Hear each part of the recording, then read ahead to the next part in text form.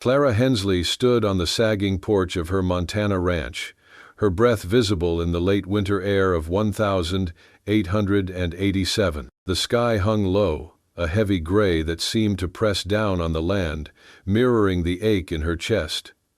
The ranch, once her husband Eli's pride, sprawled before her in a state of weary decay. Fences leaned like tired soldiers, their posts splintered by years of wind and neglect.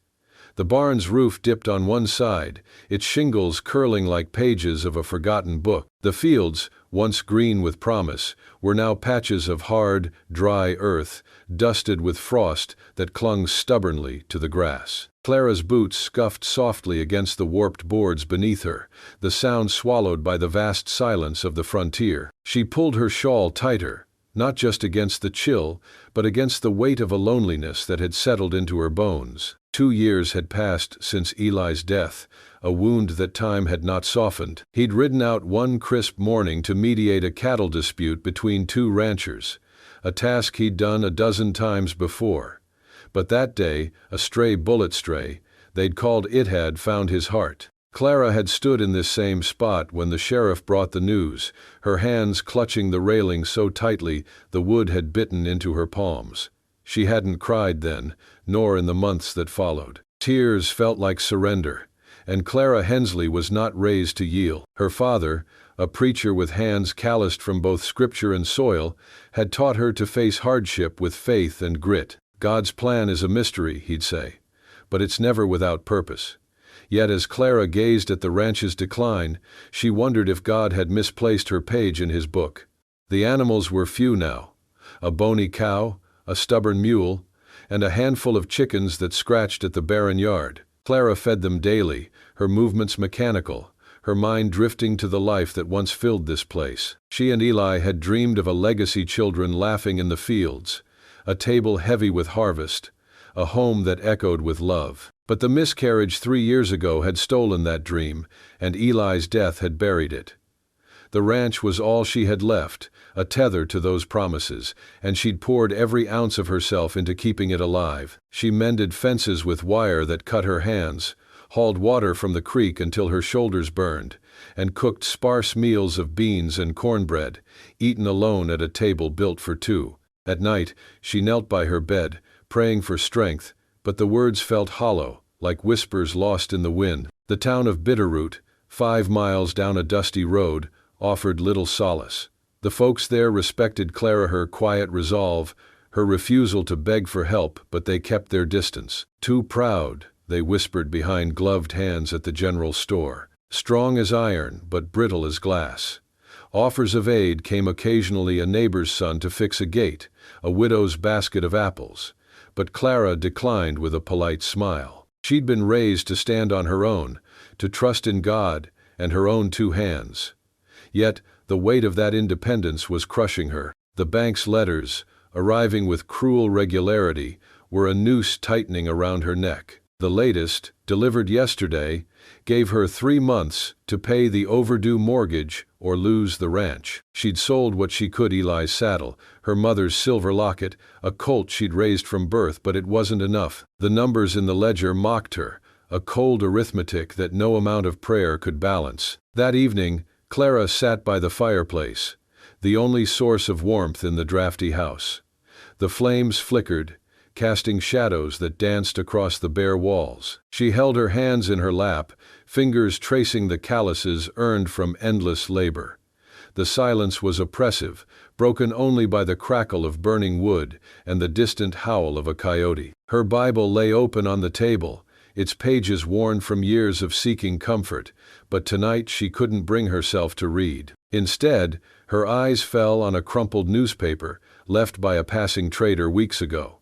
It was tattered, its edges frayed, but a small ad in the corner caught her attention. Printed in smudged ink, it read, "Seeking marriage in the West. Honest men looking for wives. Start anew, build a home, send letters to." An address followed, a post office in Denver. Clara read it once, then twice, her heart stirring with a mix of disbelief and intrigue. Mail-order brides were common enough. She'd heard tales of women heading west to marry strangers, but mail-order husbands. The idea was absurd, almost laughable, yet it lingered in her mind like a stubborn ember. She leaned closer to the fire, the ad's words glowing in the dim light. Start anew, build a home. They were promises she'd once made with Eli, promises now buried under grief and debt. Could such a thing work? Could a stranger, bound by nothing but a letter, bring salvation to this land and to her? Doubt gnawed at her, but so did desperation. She was 32, childless, widowed, and teetering on the edge of ruin. Pride had kept her standing, but it couldn't fill the empty chair across from her or silence the bank's demands. She rose, her movements slow, and crossed to the small writing desk in the corner. The desk, a wedding gift from Eli's father, was one of the few things she hadn't sold. Its surface was scarred, etched with years of use, but it held a quiet dignity. Clara lit a stub of a candle, its flame trembling in the draft, and pulled out a sheet of paper. Her hands shook as she dipped the pen in ink, the nib hovering over the page.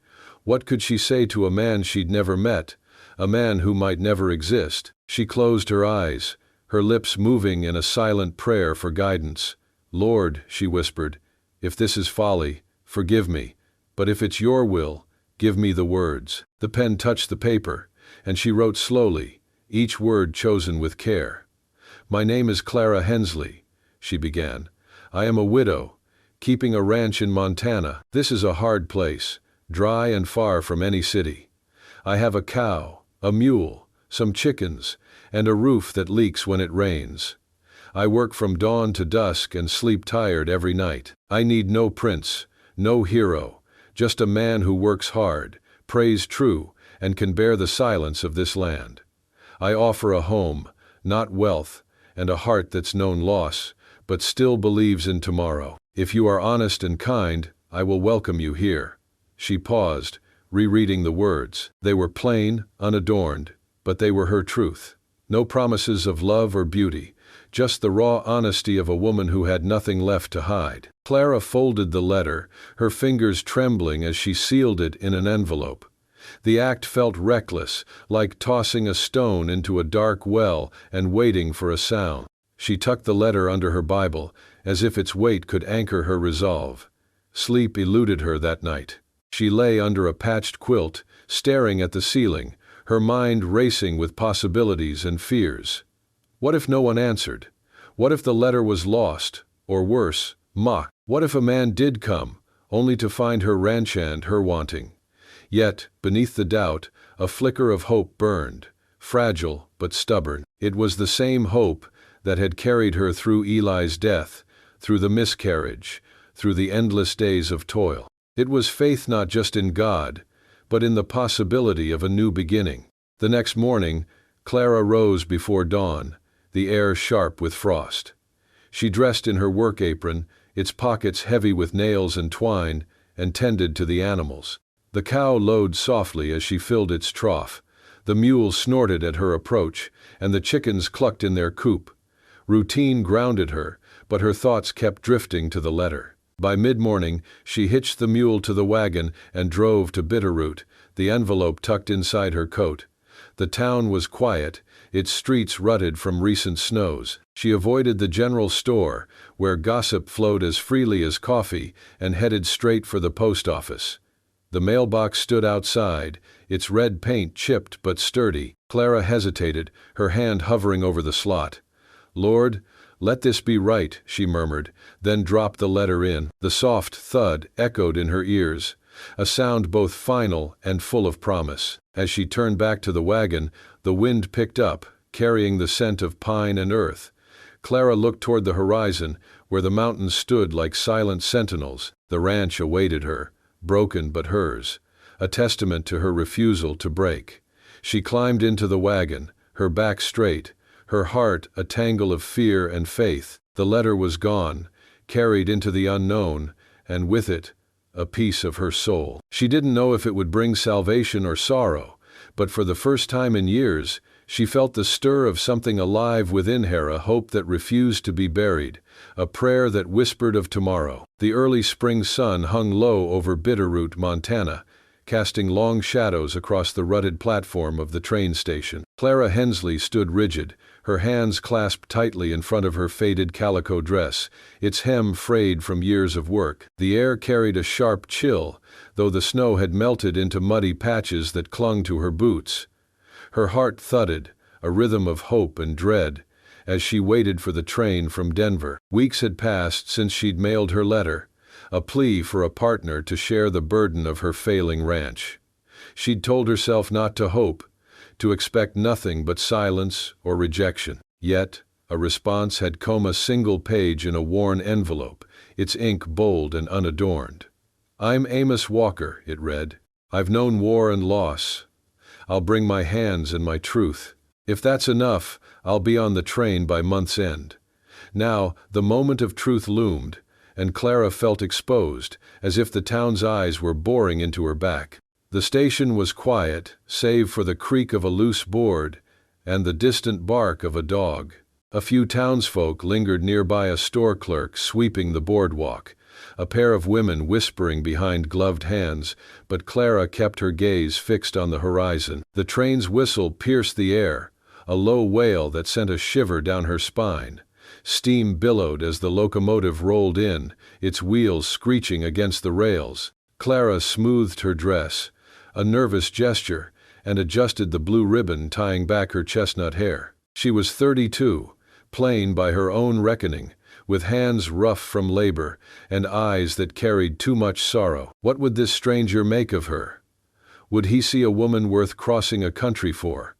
Or would he turn back at the sight of her weathered resolve? The train hissed to a stop, and passengers began to disembark. A merchant in a fine coat, a mother with 2 children, a cowboy clutching a battered hat. Clara scanned each face, her breath catching as she searched for a man who matched the letter's sparse description. Then she saw him. He stepped off the last car, thin and wiry, his coat patched at the elbows and his boots scuffed to near ruin. A small sack hung over one shoulder, and his face, shadowed by a low-brimmed hat, was lined with the wear of hard years. But his eyes, clear and steady, the color of a storm-soaked sky, met hers across the platform. He gave a small nod, as if he'd known her all along. Clara's heart lurched, a mix of relief and uncertainty. This was Amos Walker, the man who'd answered her call. She stepped forward, her boots clicking on the platform. "Mr. Walker?" Her voice was steady, though her pulse was not. He nodded again, removing his hat to reveal dark hair streaked with early gray. "Ma'am," he said, his voice low and rough, like gravel underfoot. "I'm Amos." Up close, she saw the scars on his hands, the faint lines etched around his mouth. He was older than she'd imagined, perhaps 35, with a quiet strength that seemed to anchor the air around him. Clara extended her hand, a gesture more formal than she felt. His grip was firm, warm, despite the chill, and for a moment their eyes held a silent question, a tentative answer. "I'm Clara Hensley," she said, releasing his hand. "Welcome to Bitterroot." The words felt inadequate, but Amos only nodded, his gaze sweeping the station, the town, the distant mountains. "Obliged," he said, and she sensed he meant it. They stood there, 2 strangers bound by a fragile thread of ink and paper, unsure of the next step. The train whistle blew again, and Clara gestured toward the wagon parked nearby. "Ranch is a few miles out. We'd best get moving before the light fades." Amos followed without a word, his sack slung over his shoulder, his steps measured but sure. The wagon creaked as Clara climbed aboard, the mule snorting as she took the reins. Amos settled beside her, his presence both foreign and oddly grounding. The ride to the ranch was quiet at first, the only sounds the clop of hooves and the rattle of the wagon over uneven ground. Clara stole glances at him, noting the way he studied the landscape, the rolling hills, the sparse pines, the patches of earth still dusted with frost. His eyes moved with purpose, as if reading a map only he could see. "Land's got a voice," he said suddenly, breaking the silence. "You listen long enough, it tells you what it needs." His words caught her off guard, their simplicity carrying a weight she couldn't name. "Does it now?" she replied, a faint smile tugging at her lips. "And what's it saying today?" Amos tilted his head, considering. It's tired, but it's waiting. Clara nodded, her throat tightening. She'd felt that weariness in her own bones, that quiet hope that refused to die. The ranch came into view as they crested a low hill, its silhouette stark against the fading light. The house was small, its paint peeling, with a chimney puffing faint smoke. The barn leaned slightly, its roof patched with mismatched boards. Fences sagged, and the fields stretched empty, save for a lone cow grazing near the creek. Clara braced herself for judgment, for Amos to see the ruin and reconsider his choice. But he only leaned forward, his hands resting on his knees, taking it all in. "This is it," she said, her voice softer than intended. "Home." Amos climbed down first, then turned to offer his hand. Clara hesitated, unaccustomed to such gestures, but took it, his grip steady as she stepped to the ground. He walked slowly across the yard, his boots kicking up small clouds of dust. He paused by the fence, running a hand along a splintered post, then crouched to touch the soil, his fingers sifting through the dry earth. "This ground's tired," he said, echoing his earlier words. "But it ain't dead, got good bones." Clara stood a few paces back, watching him. Most men would have laughed at the ranch's state, seen only its flaws. But Amos saw something else, potential, maybe, or a reflection of his own worn but unbroken spirit. She led him to the house, the door creaking as it opened. The interior was sparse but clean, the wooden floor swept, a small rug by the fireplace. A pot of coffee simmered on the stove, filling the air with a faint, comforting aroma. The table held 2 chairs, one slightly wobbly, and a single oil lamp cast a warm glow. Clara pointed to a narrow door at the back. "That's your room," she said. "It's small, but it's dry." Amos nodded, carrying his sack inside. She heard the soft thud of it hitting the floor, then his footsteps as he returned. He'd unpacked nothing, it seemed, and she wondered what a man like him carried: memories, perhaps, or ghosts. "Supper's soon," she said, busying herself at the stove. "Just cornbread and beans tonight." Amos stood by the window, looking out at the darkening yard. "Sounds fine," he said. "Haven't had a home-cooked meal in years." His words were matter of fact, but they carried a quiet longing that made Clara pause. She stirred the beans, her mind racing. Who was this man? A soldier, he'd written, a wanderer. What had he lost to end up here, answering a widow's desperate plea? And what did she hope to gain? A worker, a partner, or something she dared not name? They ate in near silence, the clink of spoons against tin plates the only sound. The cornbread was crumbly, the beans plain, but Amos ate with a reverence that surprised her, as if each bite was a gift. When he finished, he leaned back, his hands folded on the table. "Thank you," he said, and his eyes met hers, steady and unguarded. Clara nodded, her chest tight. She cleared the plates, her movements quick to hide the flush creeping up her neck. As she washed them in a basin of cold water, she glanced at Amos, now standing by the fireplace, his silhouette framed by the flickering light. That night, Clara lay awake, the house creaking under the wind's gentle push. Amos's room was silent, but she imagined him there, staring at the ceiling as she did. The ranch felt different with him in it, not fuller, exactly, but less hollow. She thought of his words about the land, his quiet nod at the station, the scars on his hands. He was a stranger, yet his presence stirred something in her: a curiosity, a cautious trust, a whisper of faith that maybe, just maybe, she wasn't as alone as she'd believed. Outside, the stars burned bright, and Clara prayed, not for answers, but for the courage to face whatever this stranger's arrival might bring. The Montana spring of 1887 woke slowly, like a sleeper reluctant to face the dawn.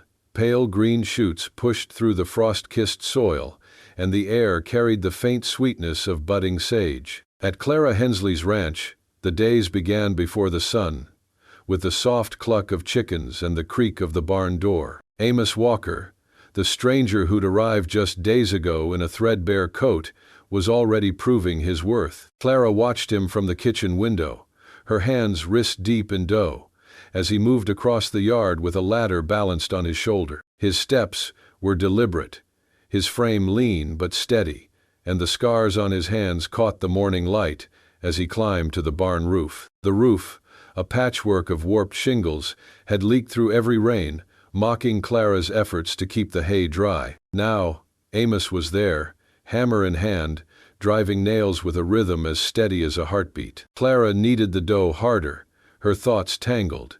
She'd expected a hired hand at best, a man who'd work for a bed and a meal before moving on.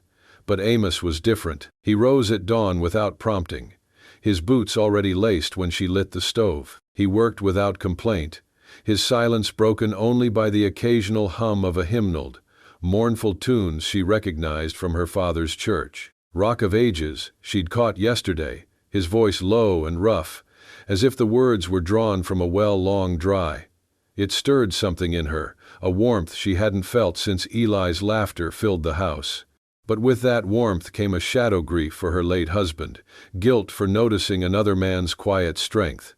She pushed the dough aside, wiping her hands on her apron, and turned to the stove. Cornbread and beans again, simple fare, but Amos never complained. He ate like a man who'd known hunger, and his gratitude, offered in a quiet, obliged, felt like a gift. Outside, Amos worked through the morning, the barn roof taking shape under his hands. He'd found a stack of old shingles in the shed, weathered but usable, and sorted them with care, discarding the cracked ones in a neat pile. Clara watched him pause to wipe sweat from his brow, his sleeve riding up to reveal a jagged scar across his forearm. A war wound, she guessed, or something harder. His letter had mentioned war, but he'd offered no details, and she hadn't asked. There was a story in those scars, in the way his eyes scanned the horizon as if expecting trouble. Yet, when he looked at the ranch, his gaze softened, seeing not just its decay but its stubborn will to endure. It was a look Clara knew well. She saw it in her own reflection, in the mirror above the wash basin, when she dared to meet her own eyes. By noon, the sun was high, warming the chill from the air. Clara carried a tin cup of water to the barn, her boots crunching on the gravel path. Amos was perched on the roof, his hat pushed back, a nail tucked between his lips. He glanced down as she approached, his eyes crinkling slightly, not a smile, but close. "Water," she said, holding up the cup. He climbed down, moving with a careful grace, and took it with a nod. "Obliged," he said, drinking deeply. Up close, she noticed the dust in his hair, the faint stubble on his jaw. He handed the cup back, his fingers brushing hers, and Clara felt a jolt, like a spark from a winter blanket.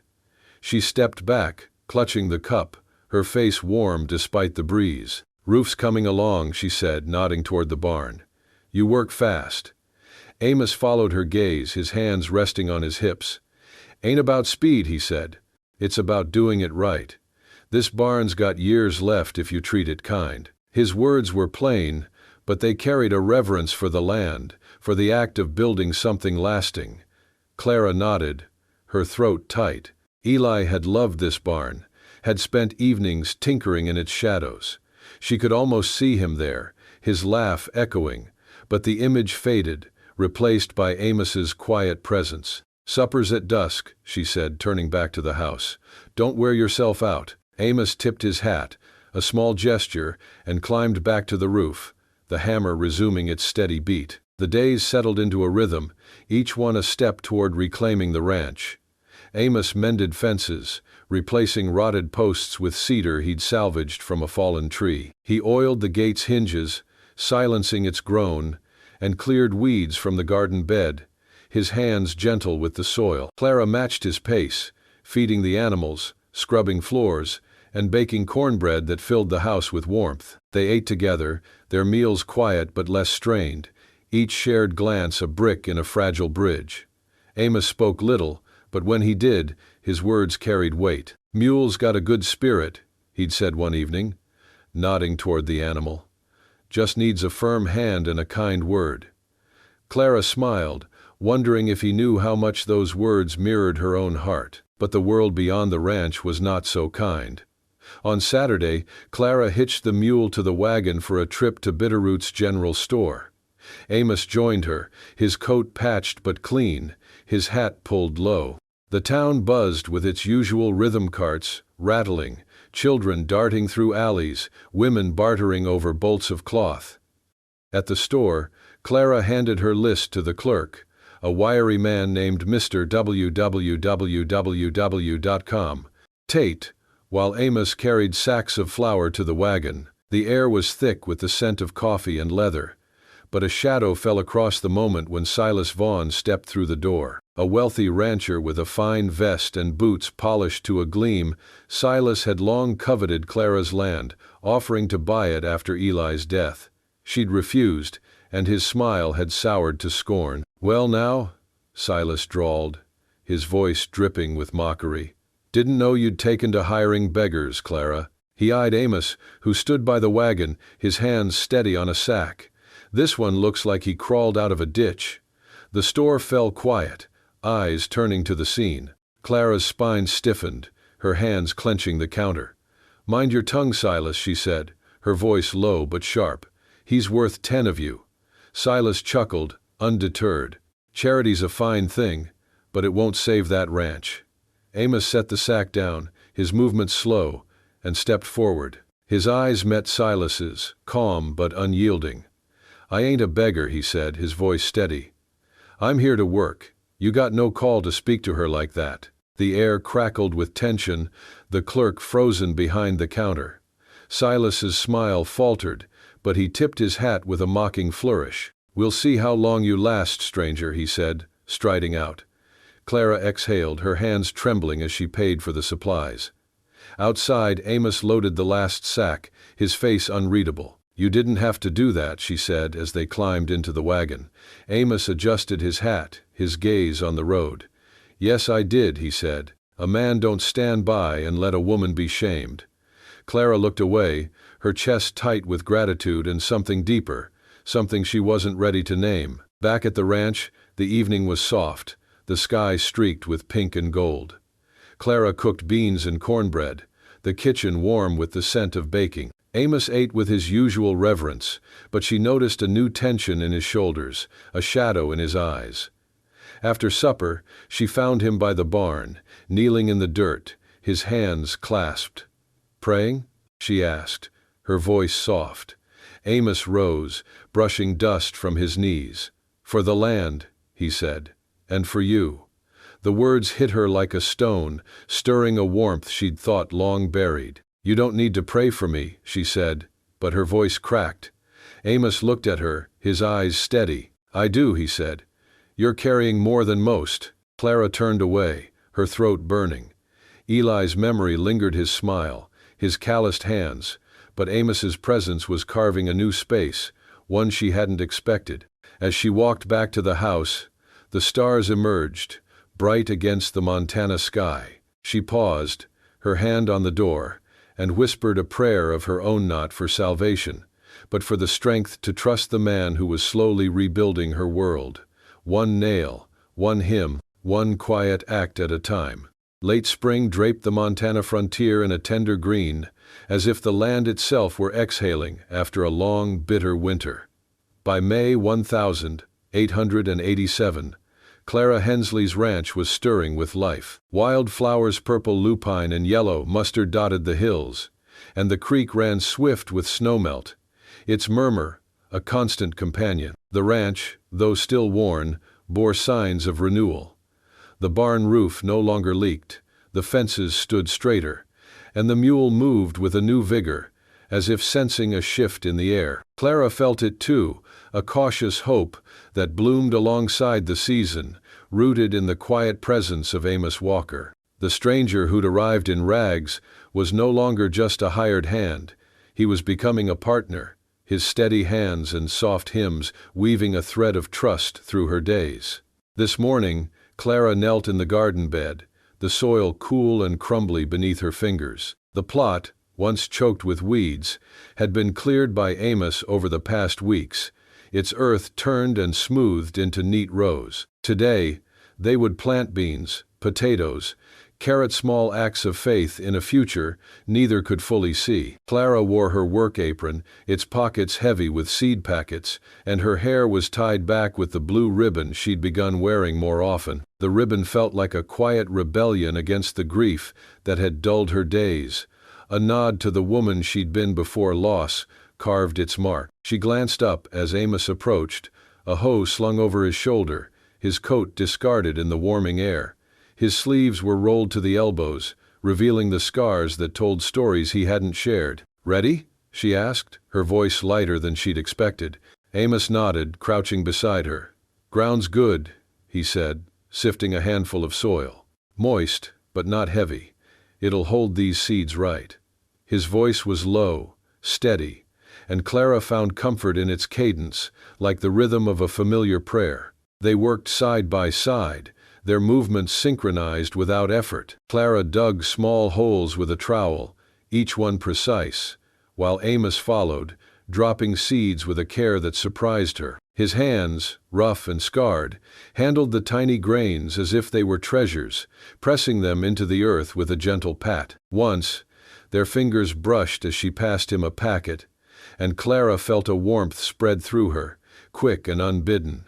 She looked away, focusing on the soil, but a shy smile tugged at her lips. Amos didn't speak, but she caught the faintest curve of his mouth, a mirror to her own. The sun climbed higher, warming their backs as they worked. Birds chattered in the pines, and a breeze carried the scent of clover and earth.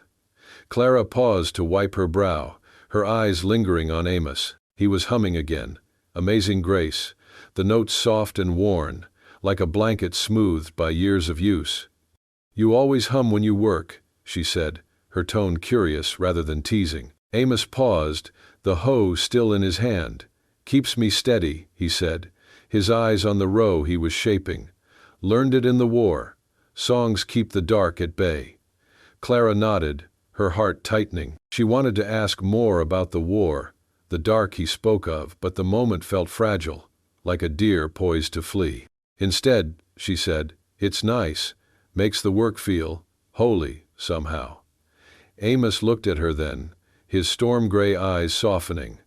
"That's the idea," he said, and returned to his task. Their work was interrupted by the sound of hooves on the road. Clara stood, brushing dirt from her hands, and squinted toward the gate. A rider approached, dust rising behind him like a faint storm. It was Sheriff Caleb Morrow, his long coat flapping, his silver hair glinting under his hat. Clara's stomach tightened. Sheriffs didn't visit without reason. Amos rose beside her, leaning the hoe against a fence post, his face calm but alert. The sheriff reined in his horse and dismounted, tipping his hat. "Morning, Clara," he said, his voice warm but edged with purpose. "Mr. Walker." Amos nodded, his hands at his sides. "Sheriff," he said, his tone even. "Got no trouble to bring," Caleb said, raising a hand. "Just news. Been word of a thief moving through nearby towns. Bozeman, Helena. Man with a scar, using false names. Takes from small ranches. Gone by dawn." He looked at Amos, his eyes narrowing slightly. "You're new here, so I'm checking in. No offense meant." Clara's spine stiffened, her hands clenching into fists. "Amos ain't a thief," she said, her voice sharp. "He's been here weeks, working from sunup to sundown. You'd know that if you asked around." Caleb nodded, his expression softening. "I believe you, Clara. Just doing my duty." Amos stepped forward, his gaze steady. "I came 3 weeks ago," he said. "Fought for the Union, not against it.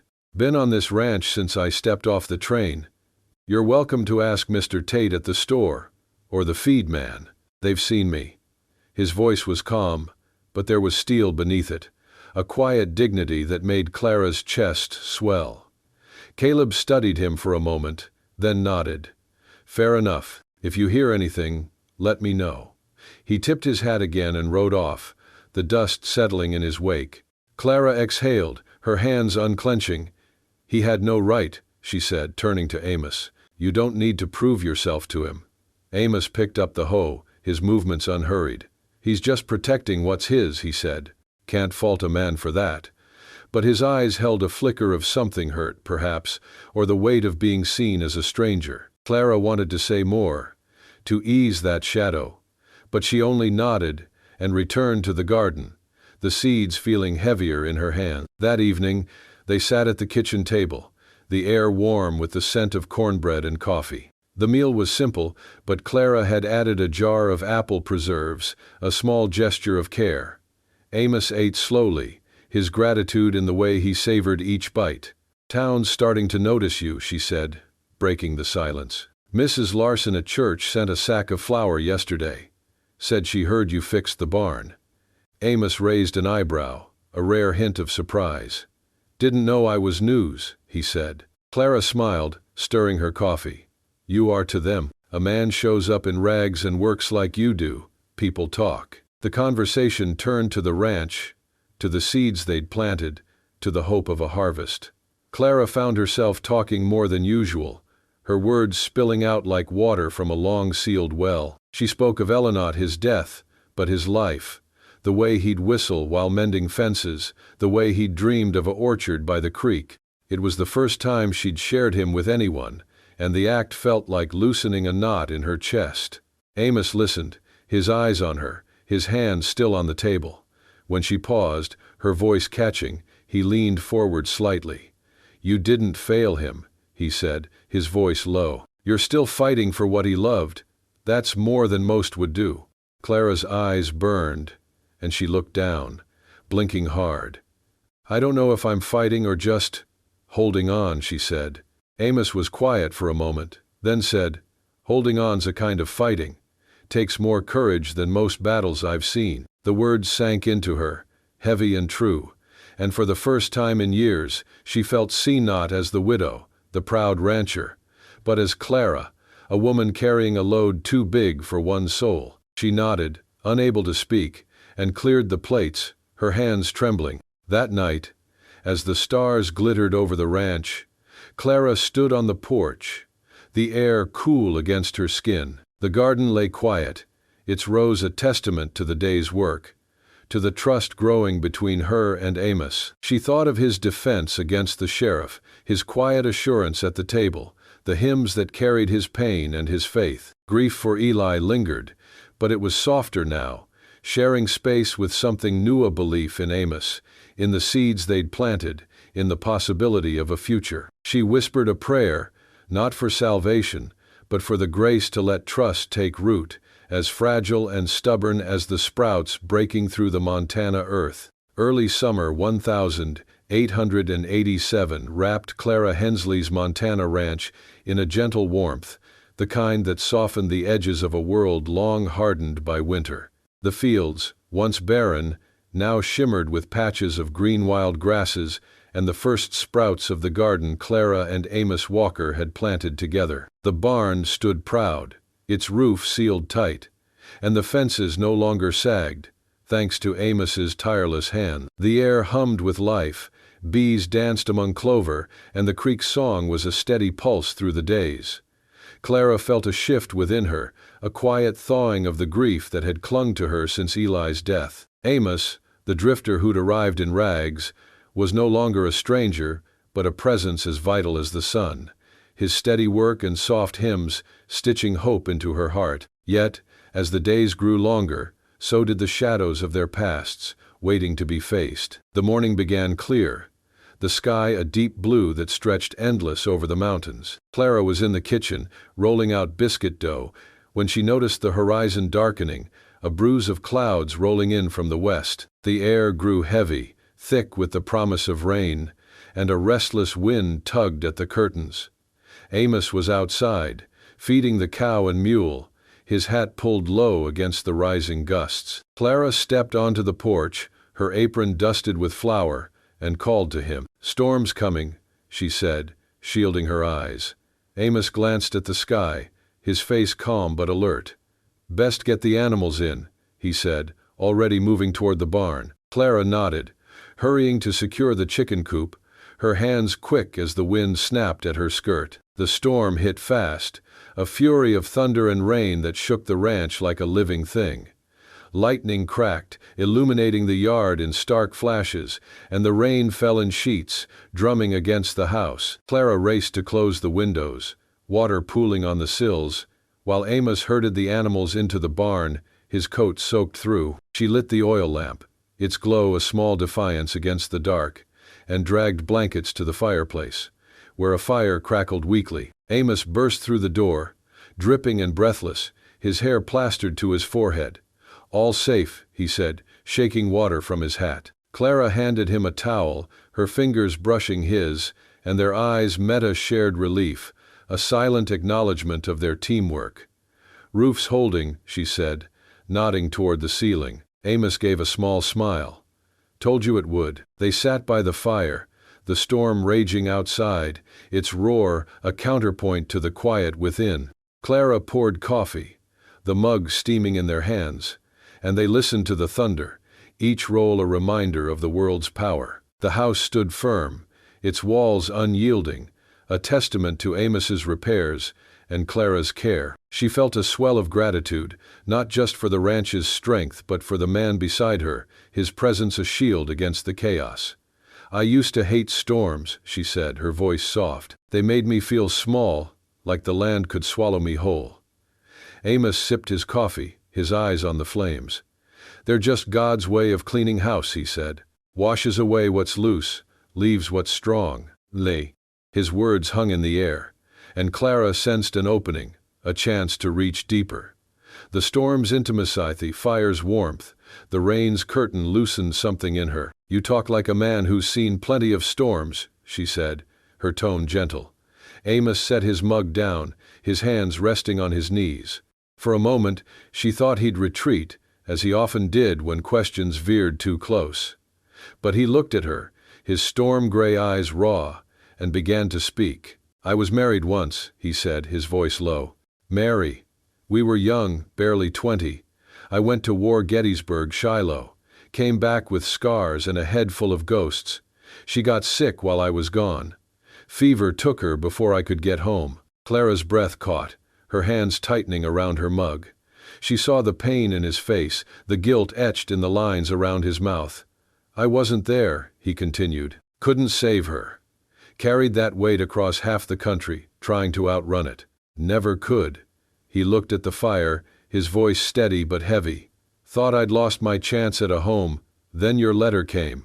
Clara swallowed, her throat tight. His honesty was a gift, raw and unguarded, and it demanded her own. She set her mug down, her hands trembling. "I lost a child," she said, the words spilling out before she could stop them. 3 years ago, before Eli died. A girl, we thought.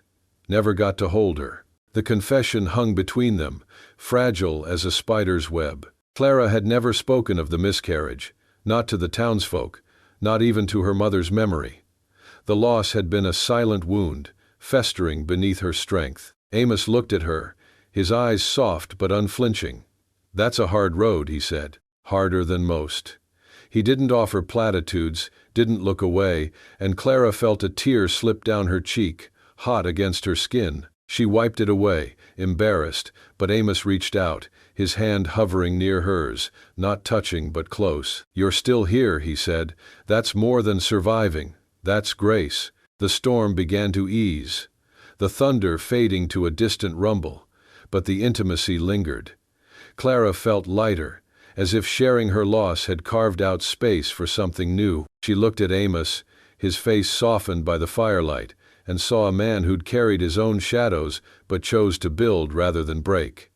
Their silence was warm now, a shared understanding that needed no words. Outside, the rain slowed to a drizzle, the world washed clean. The next day, the ranch glistened under a clear sky, the air sharp with the scent of wet earth. Clara was hanging laundry when a wagon rolled up, driven by Mrs. Larson, a widow from church. She carried a basket of eggs and a jar of honey, her smile kind. "Heard your man's been working miracles," she said, nodding toward the barn. "Thought you could use these." Clara thanked her, her heart swelling. The gesture was small but significant, a sign the town was warming to Amos, but not all were so kind. Word reached her that Silas Vaughn, the wealthy rancher, was spreading rumors, whispering that Amos was the thief Sheriff Morrow had warned about, a drifter in rags. He'd sneered at the feed store. "Mark my words, he's trouble." Clara's blood boiled, but the townsfolk's response surprised her. Mr. Tate, the store clerk, delivered a sack of oats, saying, "Don't mind Silas. He's just sore you didn't sell." A neighbor boy brought a bundle of kindling, his mother's blessing attached. The support felt like a divine hand, a reminder that faith extended beyond her prayers. Clara shared the news with Amos as they mended a fence, the wood splintered from the storm. "They're starting to see you," she said, hammering a nail. Amos shrugged, his hat shading his eyes. "Don't need their approval," he said. "Just need to do right by you." His words, simple and true, settled in her chest like a stone in a riverbed. The bank's deadline loomed, a shadow over their progress, but the garden offered hope. The sprouts were stronger now, beans curling upward, potatoes pushing through the soil. Clara knelt among them, her hands in the dirt, and felt a surge of possibility. The crop might yield enough to make a payment, to buy time. She looked at Amos, splitting firewood nearby, his movements sure and unhurried. He'd given her more than labor, he'd given her a reason to believe again. That evening, under a sky ablaze with stars, Clara stood by the garden, Amos at her side. She reached out, her hand brushing his, and let it linger. "You're not a ghost," she said, echoing his words from the storm. He looked at her, his eyes steady. "Neither are you."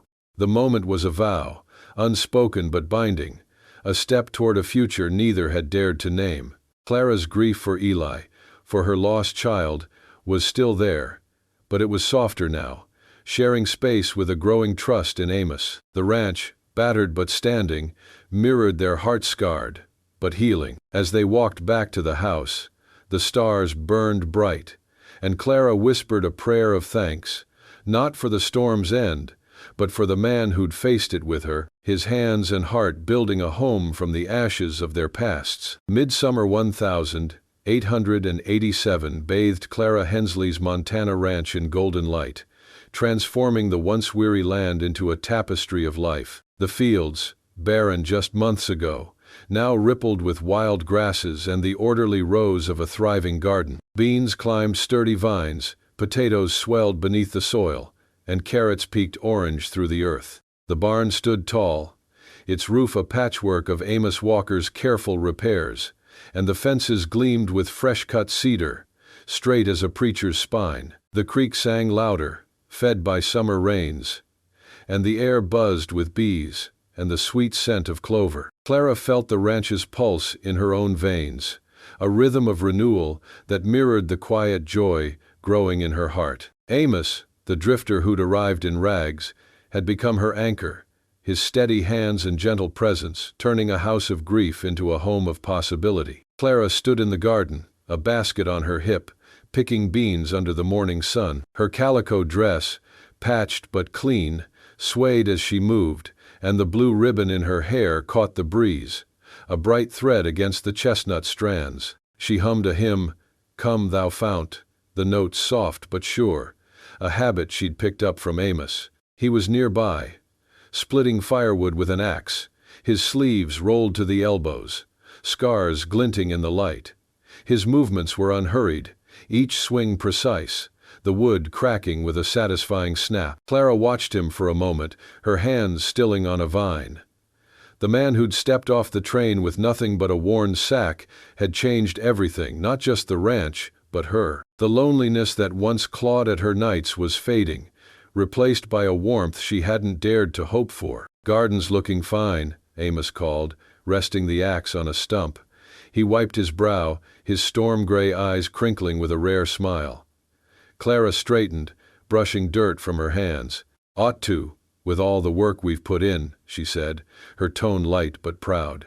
She carried the basket to the porch, Amos following with an armful of firewood. They worked in tandem, their movements a silent dance honed by weeks of shared labor. The ranch was no longer a burden Clara carried alone.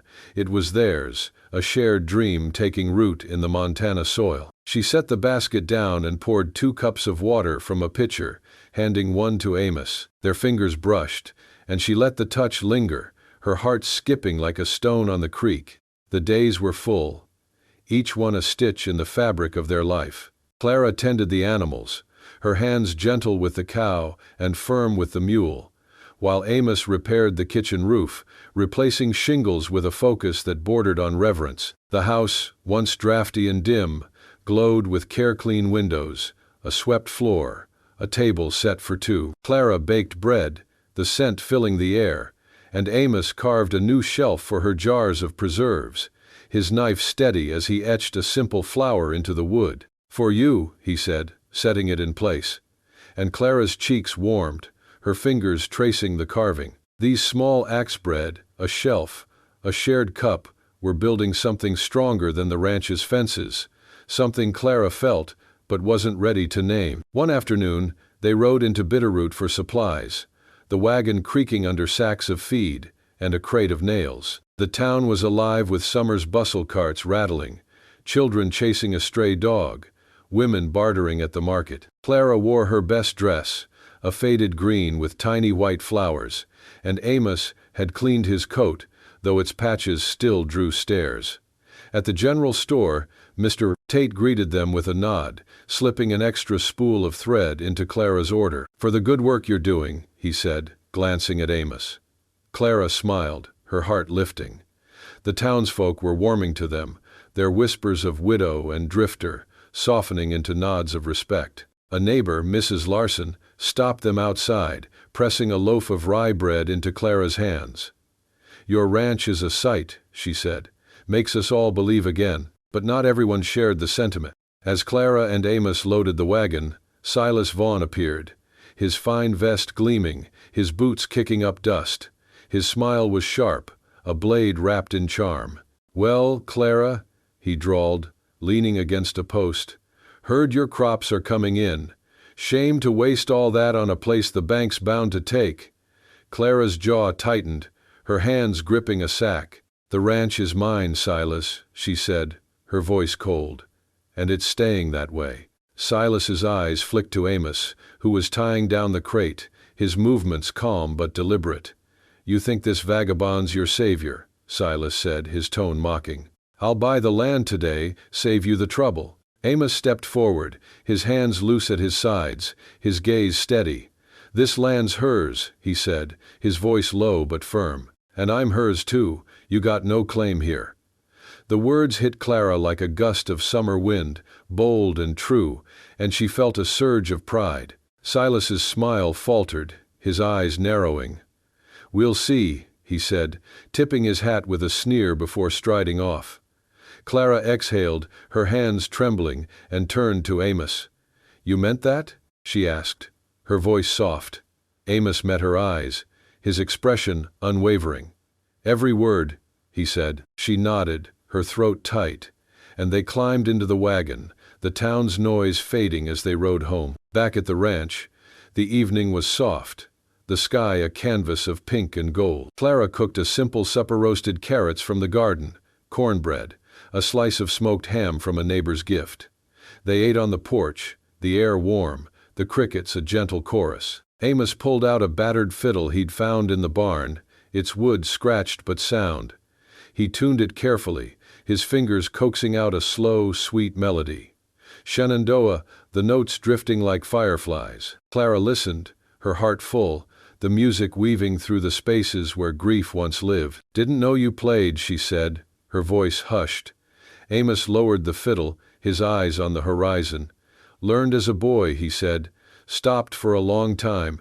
Feels right to start again." They talked late into the night, their words flowing easier now. Clara shared stories of her childhood, her father's sermons, her mother's apple pies, while Amos spoke of his wanderings, of deserts and rivers, of nights under stars with only his thoughts for company. Their laughter came soft, like rain after a drought, and Clara felt a joy she'd thought lost forever. The bank's deadline still loomed, but the garden's yield had brought in enough to make a partial payment, delivered to the bank by a neighbor's son. The threat was eased, not gone, but Clara clung to the hope that their work, their faith, would see them through. One Sunday, they rode to the creek, a basket of bread and honey in tow. The water sparkled under the sun, and the grass was soft beneath their blanket. Clara kicked off her boots, her toes dipping into the cool current, and Amos leaned back, his hat shading his eyes. They talked of small things, the mule's stubborn streak, the tomatoes ripening red, until Clara asked, her voice tentative, "Do you believe in second chances?" Amos looked at her, his eyes clear and deep. "I'm living one," he said. "Didn't think I'd find a place to belong again. Then I found you." Clara's breath caught, her heart racing. Their eyes locked, and the air between them hummed with something unspoken, something as real as the earth beneath them. That night, Clara stood by the garden, the stars bright above. Amos joined her, his fiddle silent, his presence steady. She thought of Silas's taunts, the bank's letters, the long road of grief, but she also thought of the music, the laughter, the man who'd chosen her as fiercely as she'd chosen the ranch. "We've got work to do," she said, her voice soft but sure. Amos nodded, his hand brushing hers. "Always," he said. The ranch was reborn, not perfect but alive, and so were they, two souls finding joy in the quiet courage of building a home, together, under the vast Montana sky. Late summer 1887 draped Clara Hensley's Montana ranch in a golden glow, the kind that made the world feel whole, as if every wound had been kissed by time. The garden brimmed with life beans heavy on their vines, tomatoes ripe and red, squash sprawling like a painter's dream. The fields, once cracked and silent, swayed with grasses that caught the sun, and the creek sparkled, its waters a mirror to the endless sky. The barn stood strong, its roof a testament to Amos Walker's hands, and the house, once hollow with grief, hummed with warmth, bread baking, laughter rising, a fiddle's soft tune at dusk. Clara felt the ranch's heartbeat in her own, a rhythm of love and faith that had grown from the ashes of her past. Amos, the man who'd arrived with nothing but scars and truth, was now her home, his presence as vital as the land itself. The morning of their wedding dawned clear, the air crisp with the first hint of autumn. Clara stood before the cracked mirror in her bedroom, smoothing the lace shawl that had been her mother's, its delicate threads soft against her shoulders. Her dress was simple, a pale blue cotton with tiny embroidered flowers, but the blue ribbon in her hair, worn daily, now felt like a crown. She was 32, a widow who'd known loss too deep for words, yet today her heart sang, light with a joy she'd thought buried with Eli. Amos had changed that, not by erasing her grief, but by building beside it, his quiet strength, a bridge to a future she could believe in. She touched the ribbon, her fingers trembling, and whispered a prayer. "Lord, thank you for second chances, for him." Outside, the ranch was alive with preparations. Neighbors had arrived at dawn, their wagons creaking with gift quilts, jars of jam, a worn but cherished Bible. Mrs. Larson, her eyes bright, arranged wildflowers, lupine, and yarrow in tin cans along the porch, while Mr. Tate, the store clerk, set up benches under the sprawling oak tree by the creek. Children chased each other through the grass, their laughter a melody, and the mule, tethered nearby, snorted as if approving the fuss. Amos was with the men, hammering a wooden arch beneath the oak, his coat discarded, his sleeves rolled up. Clara watched him from the porch, her heart swelling. He moved with the same care he'd shown the barn, the fences, the Gardena man who built to last, in wood and in love. The ceremony was set for noon, simple and true, like the land itself. Clara walked to the oak, her arm linked with Sheriff Caleb Morrow's, who'd offered to escort her with a fatherly smile. "You've done good, Clara," he said, his silver hair glinting in the sun. "He's a fine man." She nodded, her throat tight, and caught Amos's eye as she approached. He stood beneath the arch, his patched coat replaced by a clean shirt, his hat in his hands. His storm-gray eyes held hers, steady and deep, and Clara felt the world narrow to just them two souls who'd walked through fire and found each other in the quiet. Reverend Ellis, a wiry man with a voice like warm gravel, led the vows. The words were plain, drawn from Scripture and the heart: to honor, to cherish, to walk side by side through all seasons. Clara spoke first, her voice clear despite the tremor in her hand. "Amos, I was lost when you came, holding on to a ranch and a faith I feared was slipping. You gave me hope, not with promises, but with your hands, your truth, your heart. I vow to stand with you, to build with you, to love you, always." Amos's eyes softened, a faint sheen betraying his calm. He took her hand, his grip warm and sure. "Clara, I came with nothing but scars and a weary soul. You gave me a home, a purpose, a reason to believe again. I vow to work beside you, to hold you close, to love you till my last breath." He slipped a ring onto her finger, a simple band carved from cedar, its surface smooth from his careful hands. "Made it from the fence we mended," he said, his voice low, and Clara's eyes burned with tears.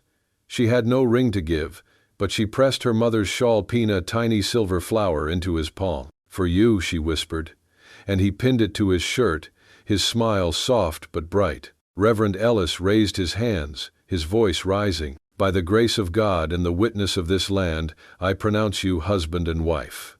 The crowd, 20 souls, neighbors and friends, clapped and cheered, their voices a warm wave over the creek's murmur. They sealed the vow with a kiss, gentle but sure, and Clara felt a joy so fierce it stole her breath. The crowd moved to the porch, where tables groaned with food, bread, smoked ham, apple pie, and Clara's own preserves. Laughter filled the air, children darted with sticky fingers, and the mule brayed, as if claiming his share of the joy.